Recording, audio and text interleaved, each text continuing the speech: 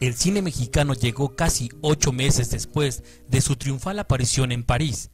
La noche del 6 de agosto de 1896, el presidente Porfirio Díaz, su familia y miembros de su gabinete presenciaban asombrados las imágenes en movimiento que dos enviados de los Lumière proyectaban en uno de los salones del castillo de Chapultepec. El éxito del nuevo medio de entretenimiento fue inmediato. Don Porfirio había aceptado recibir en audiencia a Ferdinand von Bernard y a Gabriel Beer, los proyeccionistas enviados por los hermanos Lumière a México. Además, el hecho de que el nuevo invento proviniera de Francia aseguraba su aceptación oficial en un México que no ocultaba su gusto afrancesado. Después de su afortunado debut privado, el cinematógrafo fue presentado al público el 14 de agosto en el sótano de la droguería Plateros en la calle del mismo nombre, Hoy Madero, de la Ciudad de México.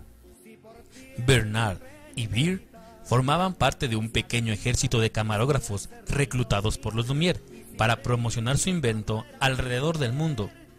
El cinematógrafo había recibido aplausos en Europa y se lanzaba a la conquista de América. México fue el primer país americano que disfrutó del nuevo medio, ya que la entrada del cinematógrafo a los Estados Unidos había sido bloqueado por Edison.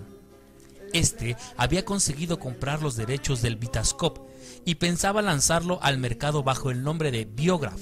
La llegada del invento de los Lumière significaba la entrada de Edison a una competencia que nunca antes había experimentado. Brasil, Argentina, Chile, Cuba, Colombia y las Guayanas fueron también visitados por enviados de los Lumière entre 1896 y 1897. Sin embargo, México fue el único país americano donde los franceses realizaron una serie de películas que pueden considerarse como las que inauguran la historia de nuestro cine. Se puede considerar a Porfirio Díaz como el primer actor del cine mexicano. La primera película filmada en nuestro país, El presidente de la República paseando a caballo en el bosque de Chapultepec, fue filmada en 1896. Resultaba indicativa de otra característica del nuevo invento: mostrar a los personajes famosos en sus actividades cotidianas y oficiales. Durante 1896, Bernard y Beer filmaron unas 35 películas en las ciudades de México, Guadalajara y Veracruz. Registraron la llegada de la Campana de Dolores al Palacio Nacional y filmaron diversas escenas folclóricas y costumbristas que muestran ya una tendencia hacia el exotismo que acompañaría al cine mexicano a lo largo de su historia. Al irse Bernard y Beer, el material traído por ellos de Francia y el que filmaron en México fue comprado por Bernardo Aguirre y continuó exhibiéndose por un tiempo. Algunos entusiastas como Aguirre habían comprado equipo y películas a los Lumière para exhibirlas en provincia. La determinación de los Lumière de dejar de filmar y dedicarse a la venta de copias provocó el surgimiento de los primeros cineastas nacionales. Otros cineastas de esta primera época fueron Guillermo Becerril, 1899, los hermanos Stahl y los hermanos Alba en 1906, y Enrique Rosas, este último realizador de un gran documental sobre el viaje de Porfirio Díaz a Yucatán, denominado Fiestas Presidenciales en Mérida. Este filme fue sin duda el primer largometraje mexicano. La Revolución Mexicana contribuyó enormemente al desarrollo del cine en nuestro país por circunstancias cronológicas. La Revolución fue el primer gran acontecimiento histórico totalmente documentado en cine. Nunca antes un evento de tal magnitud había sido registrado en movimiento. La Primera Guerra Mundial iniciaba 4 años después del conflicto mexicano. Fue documentada siguiendo el estilo impuesto por los realizadores mexicanos de la Revolución. En muchos casos, los ejércitos contendientes tenían su propio camarógrafo.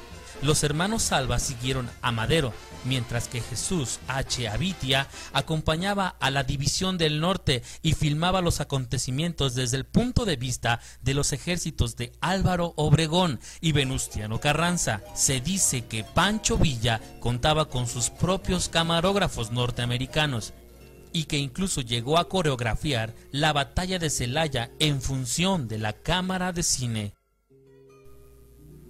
Si se tiene como cine de ficción a aquel que emplea actores para contar un argumento, habría que remontarnos hasta 1896 para encontrar el primer ejemplo de ello en nuestro cine.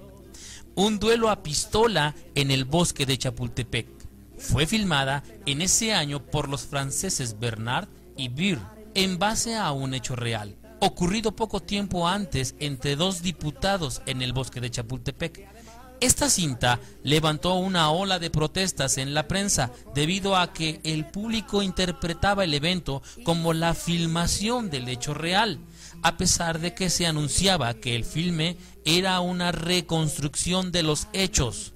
El público no distinguía todavía la diferencia entre realidad y ficción. El carácter realista del cine hacía pensar que todo lo que se mostrara al ser capturado por la cámara era verdadero.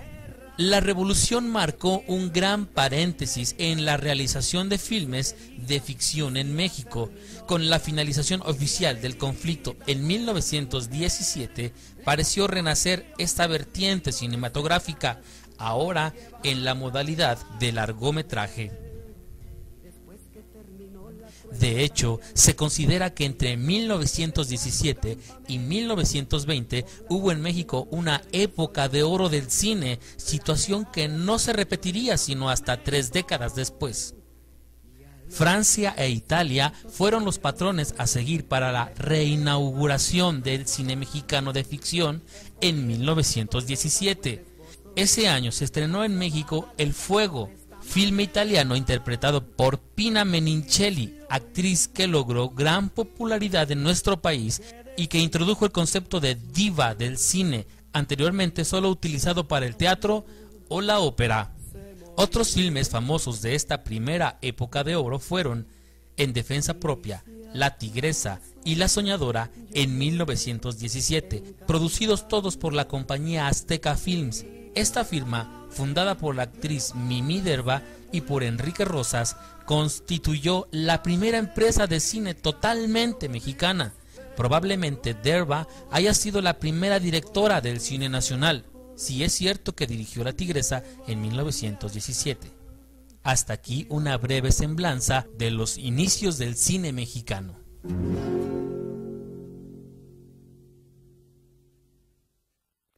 La naciente industria del cine mexicano produjo, entre 1932 y 1936, unas 100 películas entre las que destacan varias consideradas hoy en día como clásicos del cine nacional.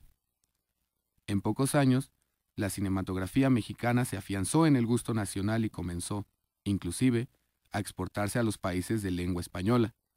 1936 marcaría el inicio de la completa internacionalización del cine mexicano, con la filmación de Allá en el Rancho Grande, en 1936, de Fernando de Fuentes.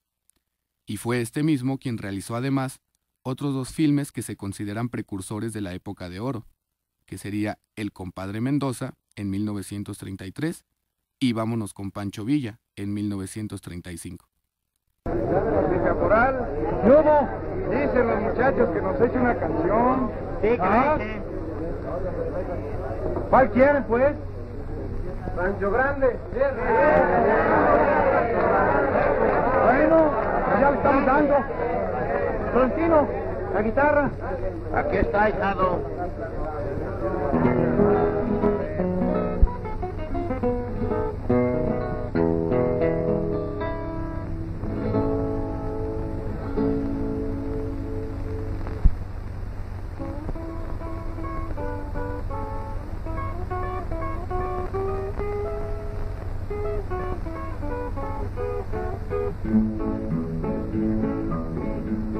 Allá en el Rancho Grande, allá donde viví,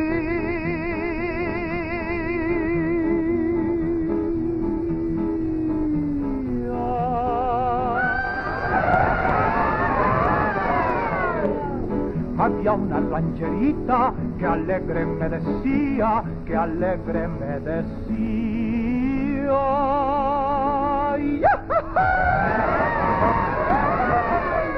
Te voy a hacer tus calzones, ¡vamos! Como los usa el ranchero. ¡Seguro, mi papi! Te los empiezo de lana ¡Y luego! los acabo de cuero allá en el rancho grande